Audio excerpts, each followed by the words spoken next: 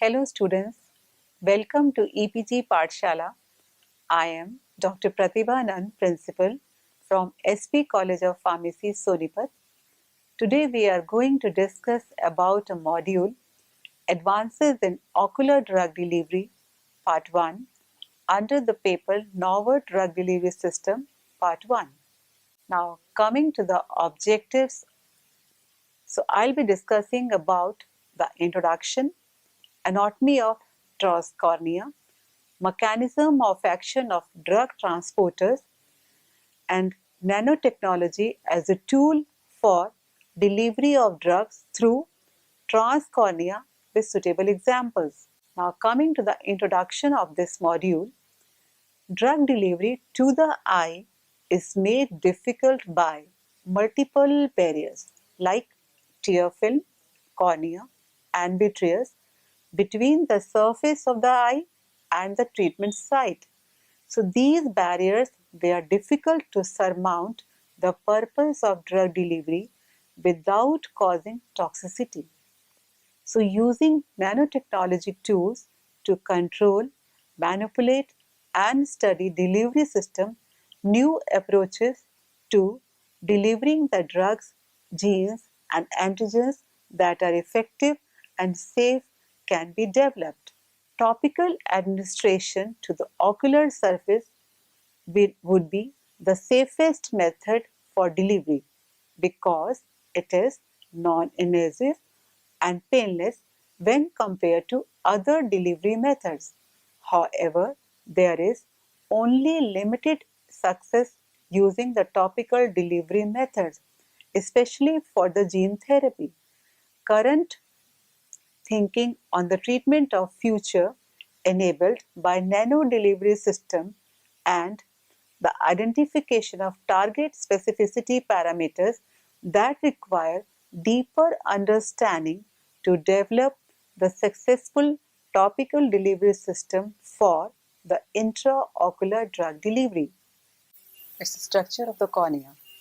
Cornea is basically an optically transparent tissue that acts as the principal refractive element of the eye.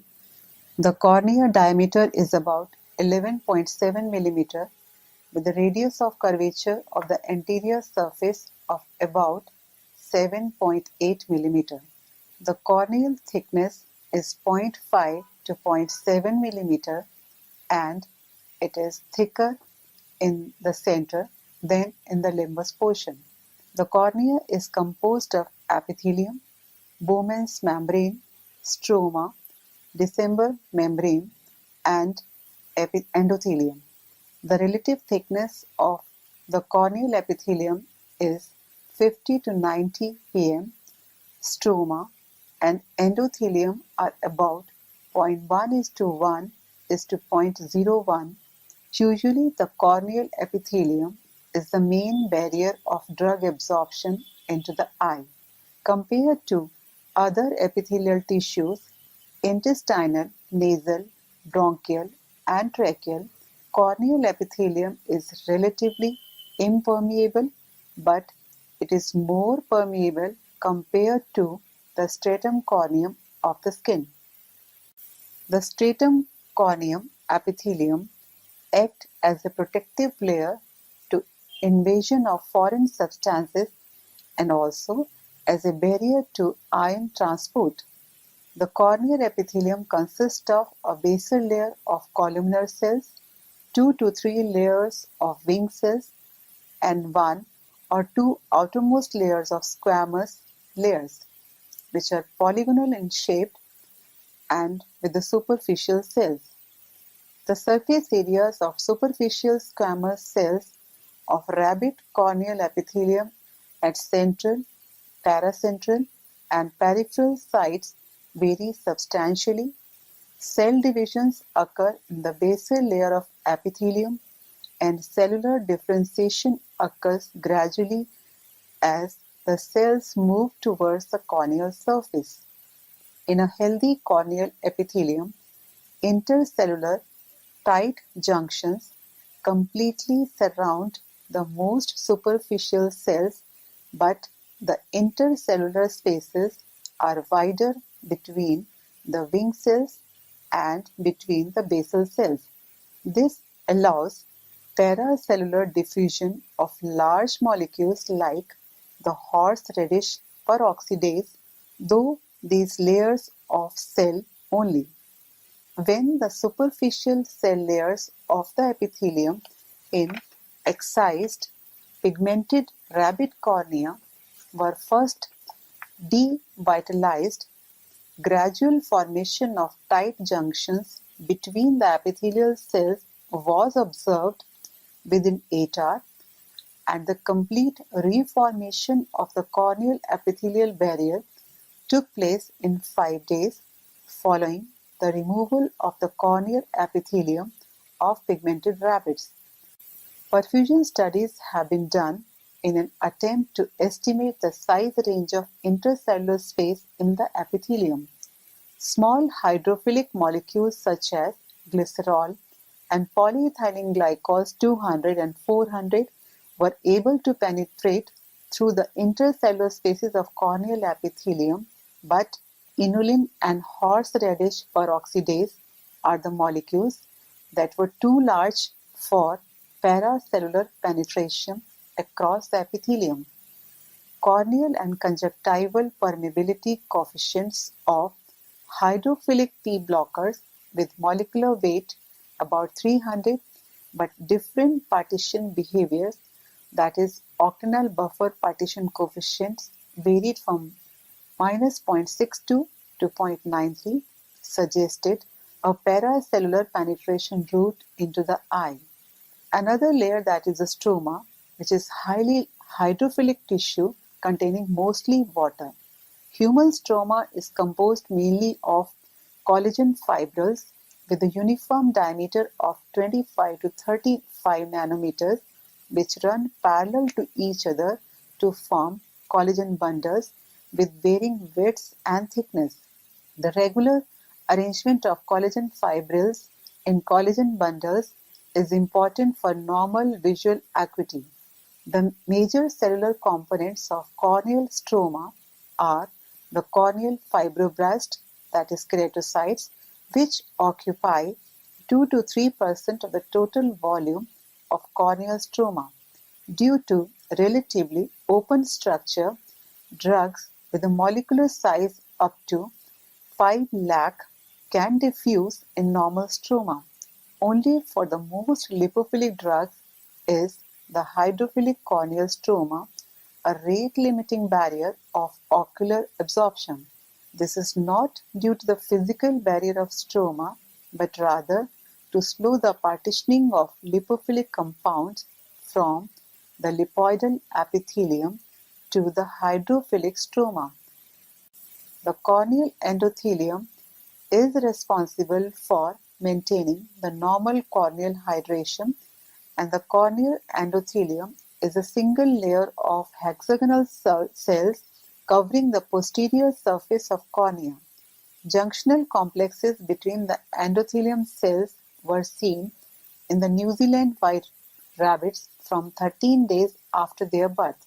Tight junctions are present in corneal epithelium, but they are not as tight as those in the epithelium, as judged by its permeability to horseradish peroxidase. It has been estimated that the drugs with the molecular dimensions up to 20 nanometer can diffuse across the normal endothelium. Now coming to the mechanism of ocular absorption. There are two kinds of mechanism. First one is non-corneal absorption and the another one is corneal absorption. Non-corneal absorption, that means the penetration across the sclera and conjunctiva into the intraocular tissues. It's non-productive, that means the penetrated drug is absorbed by general circulation, while the corneal absorption, in this, the outer epithelium is a rate-limiting barrier with a pore size of 60 angstrom. It gives only access to small ionic and lipophilic molecules. The transcellular transport requires the carrier-mediated transport between the corneal epithelium and stroma. whereas the paracellular transport represents the diffusive and convective transport. Ocular drug transporters. The traditional approach to improve the ocular bioavailability is to modify the drug chemically to achieve the desired solubility and lipophilicity. However, a more rational approach would be a transporter-targeted modification of the drug.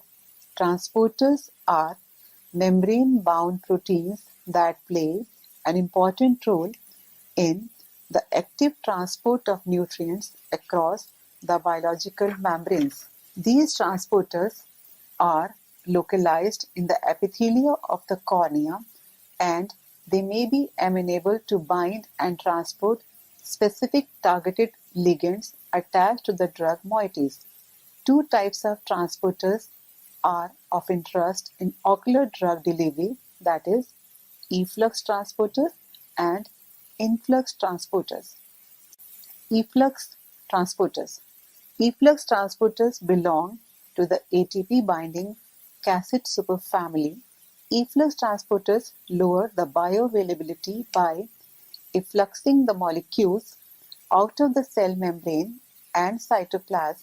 Prominent efflux transporters identified on the ocular tissues include P-glycoproteins. P-glycoproteins has an affinity to efflux lipophilic compounds in normal as well as cancerous cells, possibly leading to emergence of drug resistance. Expression and functional activity of P-glycoproteins was identified on various ocular cell lines and tissues such as the cornea. Influx transporters. Influx transporters belong to the solute carrier superfamily. The most commonly applicable influx transporters for ocular drug delivery are amino acids and peptide transporters. These proteins may have a putative role in ocular drug delivery along with their physiological role of transporting various amino acids and nutrients into the ocular tissues. Influx transporters facilitate the translocation of essential nutrients and xenobiotics across the biological membrane. These include carriers for amino acids, peptides, vitamins, glucose, lactate, and nucleoside and nucleobase. The figure shows a mechanism of ocular drug transport indicating the A part, that means the absence of modulator decreases the bioavailability, whereas the presence of modulator shows the high bioavailability. Now, let us understand the role of nanotechnology in transcorneal drug delivery. The development of a wide spectrum of nanoscale technology is beginning to change the scientific landscape in terms of disease diagnosis, treatment, and prevention. So, these technological innovations, referred to as nanomedicine by the National Institute of Health, have the potential to turn molecular discoveries arising from genomics and proteomics into widespread benefit for the patients. Nanoparticles can mimic or alter the biological processes, for example, the infection, tissue engineering, de novo synthesis. The aim of targeted drug delivery and control release is to manage better drug pharmacokinetics, pharmacodynamics, non-specific toxicity, immunogenicity, and biorecognition of the system in the quest for improved efficacy. For ophthalmic applications, properly formulated drug-loaded nanoparticles are reported to provide ease of application just like an eye drop solution, with the added advantages of being patient-friendly due to less frequent application and extended duration of retention in the intraocular portion. So, although the size of nanoparticles are in the colloidal range, which is more precisely accepted to fall between 1 nanometer and 0.5 micrometer for ophthalmic formulations. Polymeric nanoparticles. The polymeric nanoparticles enhanced the corneal permeation.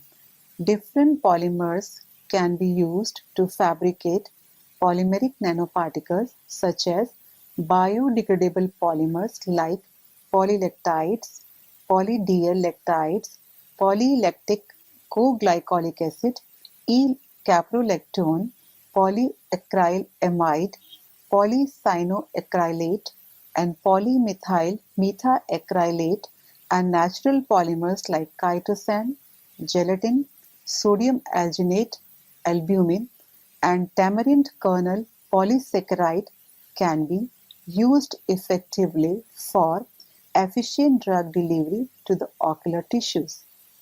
First one is polyalkyl cyanoacrylate, that is PACA nanoparticles.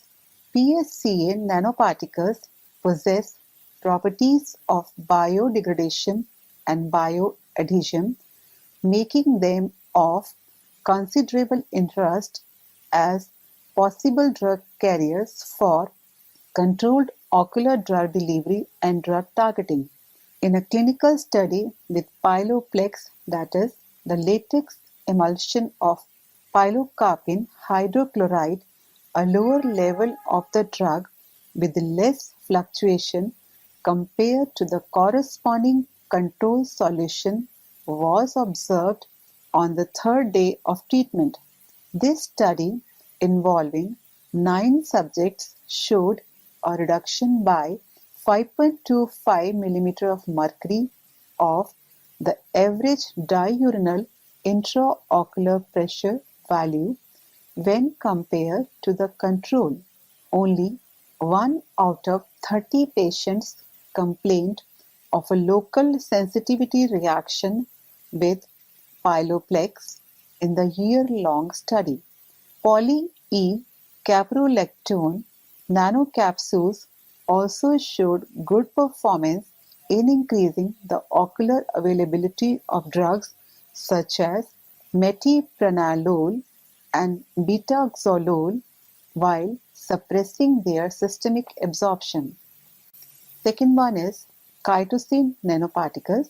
Pilocarpine-loaded chitosan carbopol nanoparticles. These nanoparticles showed an initial burst release followed by a continuous and sustained release for 24 hours.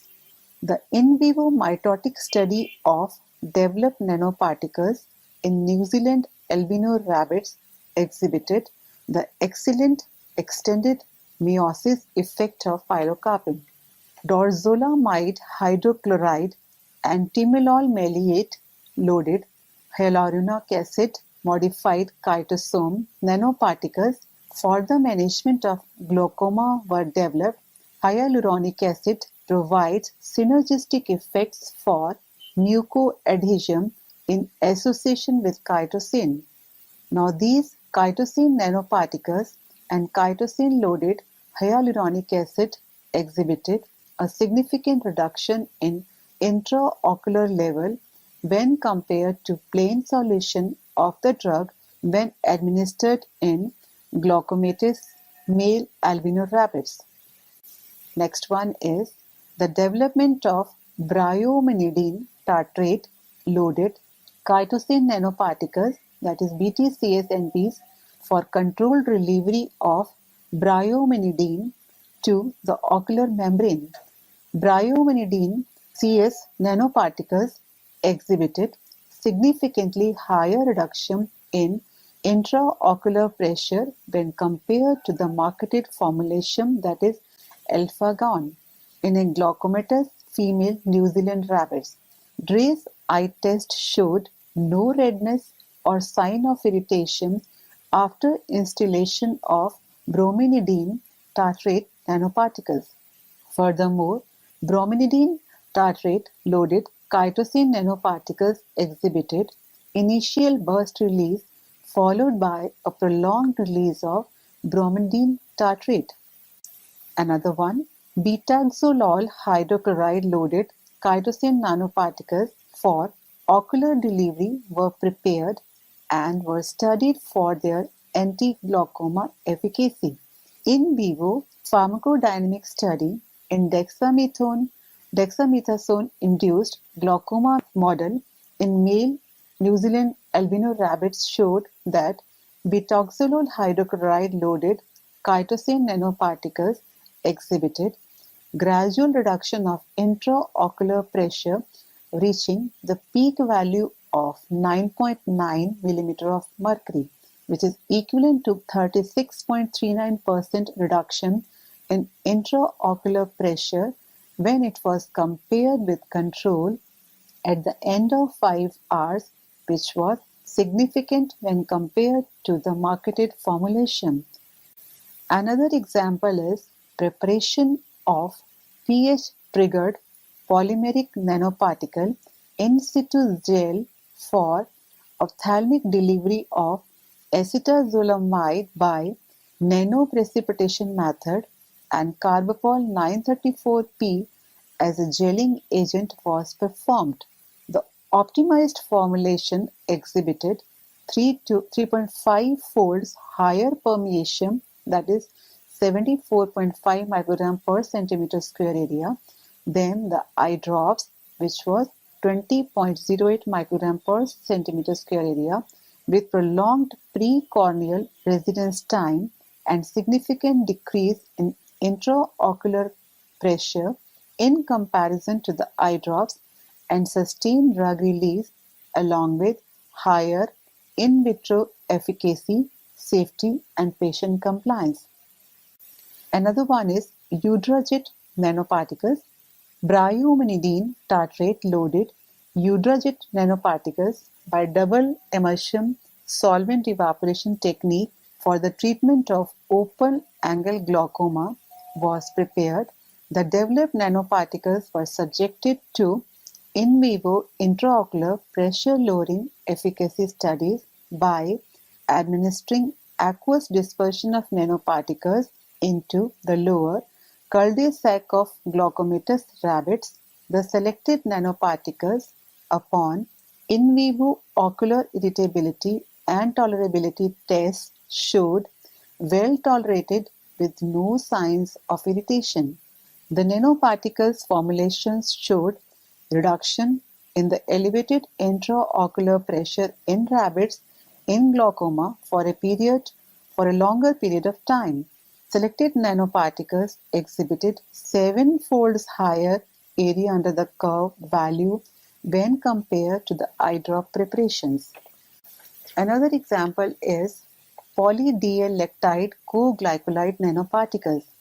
Melatonin-loaded poly-D-L-lactide co-glycolide, that is PLGA, and PLGA polyethylene glycol PEG nanoparticles were used to prolong the pharmacological effects of melatonin to modulate the intraocular pressure. The hypotensive effect was evaluated by measuring intraocular pressure during 24 hours after instillation in the eye of male albino rabbits of New Zealand strain in comparison with a melatonin aqueous solution at the same concentration, that is 0.08%. Their developed nanoparticles showed good ocular tolerability in rabbit eye using biomicroscopy. Melatonin-loaded PLGA-PEG nanoparticles exhibited 5 mm of mercury intraocular pressure reduction up to 8 R. Now coming to the lipid-based nanoparticles. The successful implementation of nanoparticles for drug delivery depends on their ability to penetrate through several anatomical barriers, sustained release of their contents, and their stability in the nanometer size.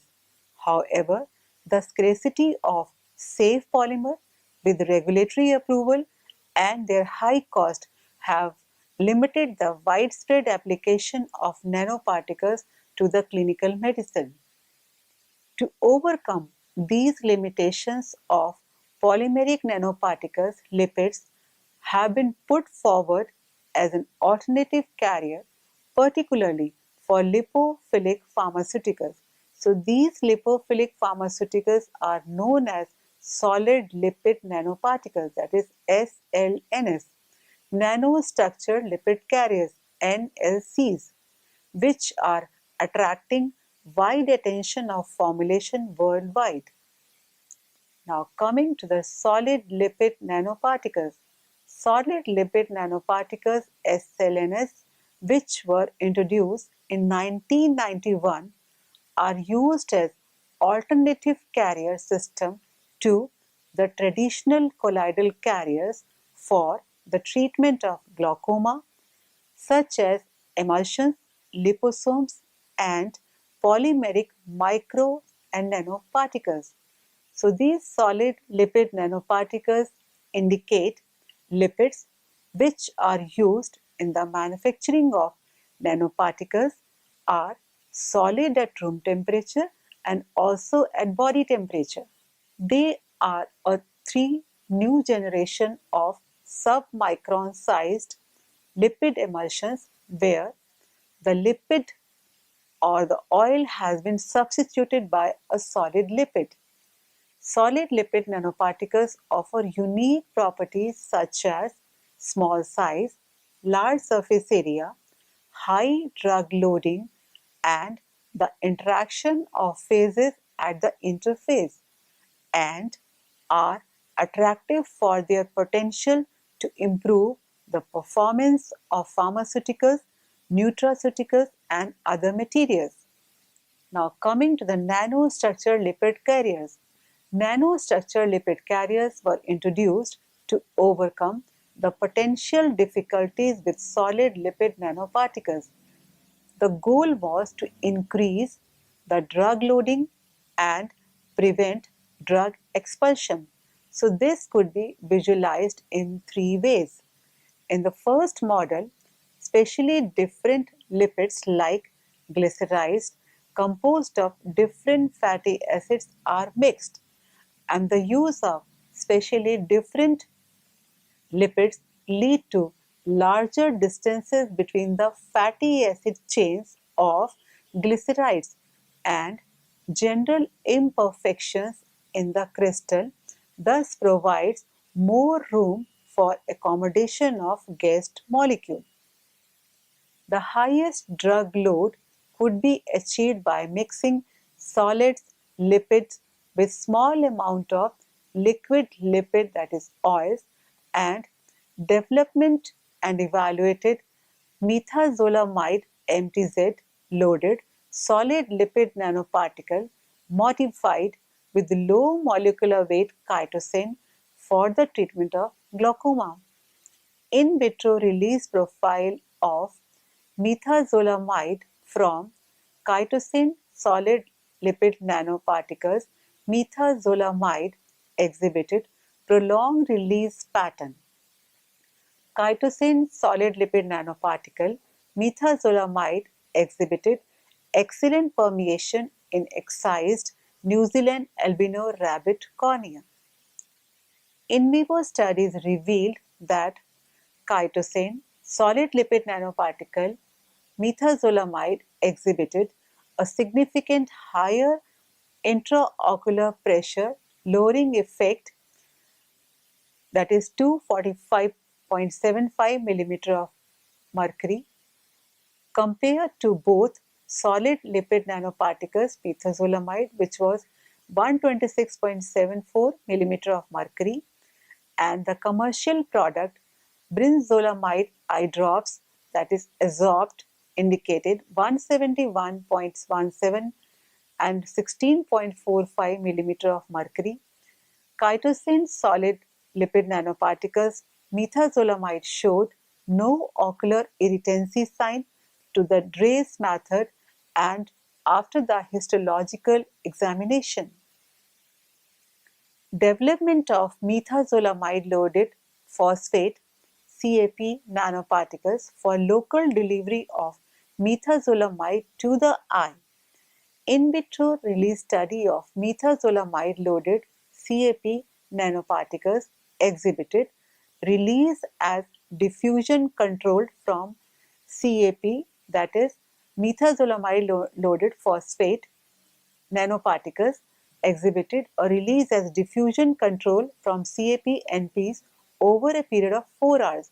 So, in vivo study indicated that intraocular pressure lowering effect of inorganic nanoparticle eye drops lasted for 18 hours, which was significantly better than the effect of 1% brinzolamide eye drops, that is for 6 hours. Brinzolamide BRA loaded nanocrystal formulation, the intraocular pressure lowering effect was investigated in vivo using a modern rat ocular hypertensive model. An elevated intraocular pressure reduction was seen in vivo with all the formulation. The developed nanocrystal exhibited significantly decreased in intraocular pressure values in rat ocular hypertension model.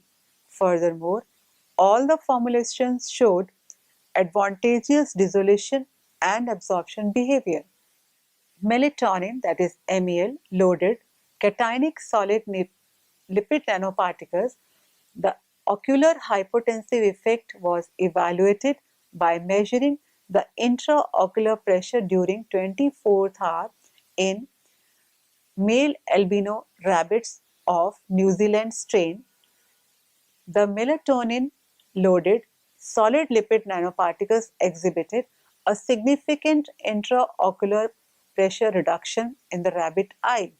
All the formulations tested in vivo demonstrated good tolerability.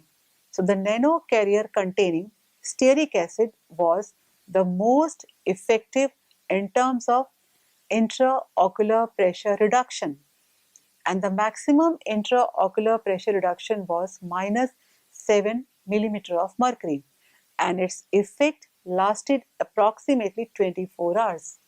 So students, let us summarize what we have learned in this particular module.